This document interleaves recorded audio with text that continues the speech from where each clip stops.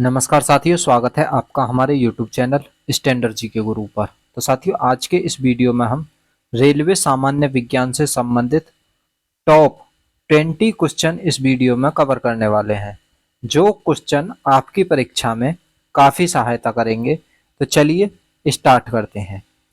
तो आज का पहला प्रश्न है कि एवोगाद्रो संख्या का मान होता है। तो एवोगाद्रो संख्या यानी एक जो एवोगाद्रो संख्या का मान होता है कितना होता है। तो एक एवोगाद्रो संख्या का जो मान होगा वो 6.023 गुणा 10 की पावर -23 होगा। यानी एवोगाद्रो संख्या का मान 6.023 गुणा 10 की पावर -23 होगा। तो यहाँ पर बी ऑप्शन राइट जवाब हो जाएगा। अगला प्रश्न है कि दूरी मापने की सबसे बड़ी इकाई है, यानी दूरी मापने की सबसे बड़ी इकाई कौन सी है। तो दूरी मापने के लिए जो सबसे बड़ी इकाई यूज में लाई जाती है यह है पारसेक। पारसेक दूरी मापने की सबसे बड़ी इकाई है। तो यहाँ पर फर्स्ट ऑप्शन राइट हो जाएगा। यदि वीडियो अच्छी लगे तो लाइक करें और चैनल को सब्सक्राइब करें। अगला प्रश्न देखते हैं।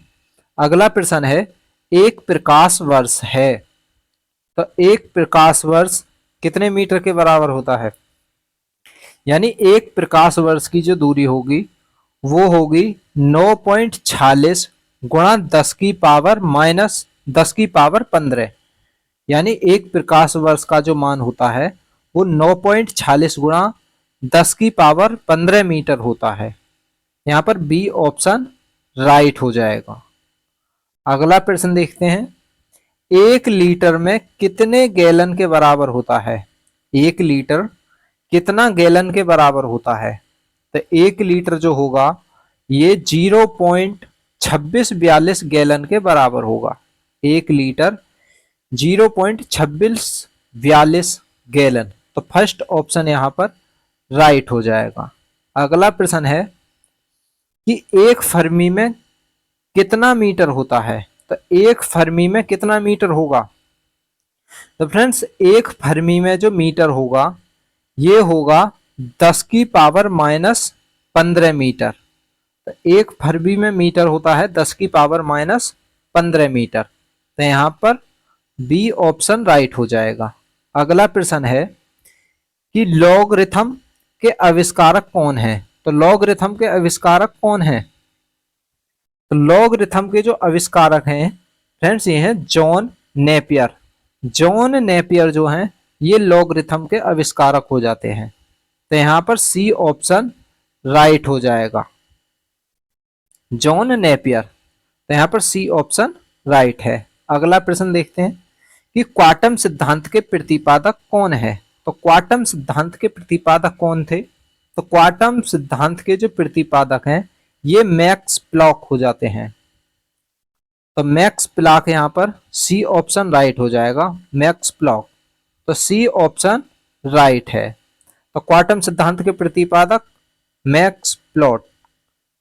अगला प्रश्न है वायुमंडल की आर्द्रता को मापने वाला यंत्र है।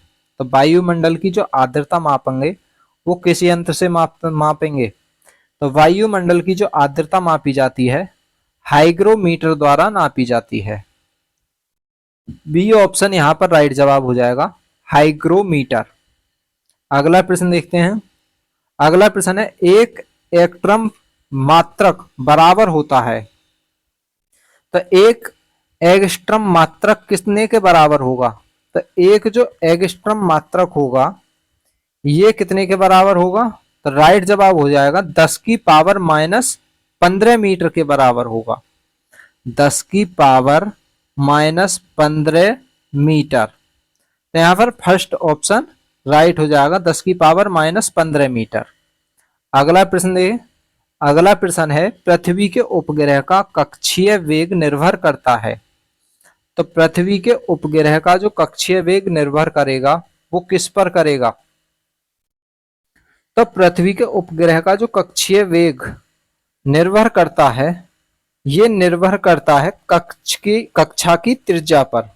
किसकर। कक्षा की त्रिज्या पर, यानी जो अपनी कक्षा में घूमती रहती है। तो यहाँ पर फर्स्ट ऑप्शन राइट हो जाएगा। अगला प्रश्न कि घड़ी की चाबी में संचित ऊर्जा है, तो घड़ी की चाबी में जो ऊर्जा होती है वो कौन सी ऊर्जा संचित होती है? तो घड़ी की चाबी में जो संचित ऊर्जा होती है वो स्थितिज ऊर्जा होती है, स्थिज ऊर्जा। तो यहाँ पर सी ऑप्शन राइट हो जाएगा, स्थित ऊर्जा। अगला प्रश्न है यदि किसी पिंड के वेग को 50% बढ़ा दिया जाए तो गतिज ऊर्जा का मान कितना होगा? यानी कोई पिंड है उसके संवेग को 50% बढ़ा दें तो उसकी गति ऊर्जा पर क्या असर होगा? तो उसकी गति ऊर्जा पर जो असर पड़ेगा वो कितना असर पड़ेगा कि वो जो 125% बढ़ जाएगी। कितनी बढ़ जाएगी? 125% बढ़ जाएगी। तो यहाँ पर सी ऑप्शन राइट हो जाएगा। अगला प्रश्न है कि अनुदैर्ध्य तरंग उत्पन्न हो सकती हैं, तो किससे उत्पन्न हो सकती हैं अनुदैर्ध्य तरंग? तो अनुदैर्ध्य तरंग जो उत्पन्न हो सकती हैं तो ये किसमें? सभी माध्यमों में तो नहीं, ये जो उत्पन्न होंगी सभी माध्यमों में, यानी ठोस में, द्रव में और गैस में, सभी माध्यमों में उत्पन्न होंगी। तो यहाँ पर फर्स्ट ऑप्शन राइट हो जाएगा। अगला प्रश्न है किस माध्यम में अनुप्रस्थ तरंग उत्पन्न नहीं हो सकती? तो किस माध्यम में अनुप्रस्थ तरंग उत्पन्न नहीं हो सकती हैं? तो ये जो उत्पन्न नहीं होंगी अनुप्रस्थ तरंग, ये हवा में उत्पन्न नहीं होंगी। किसमें? हवा में। तो यहाँ पर सी ऑप्शन राइट हो जाएगा। अगला प्रश्न है प्रतिबल और विकृति का अनुपात कहलाता है। प्रतिबल और विकृति का अनुपात क्या कहलाएगा?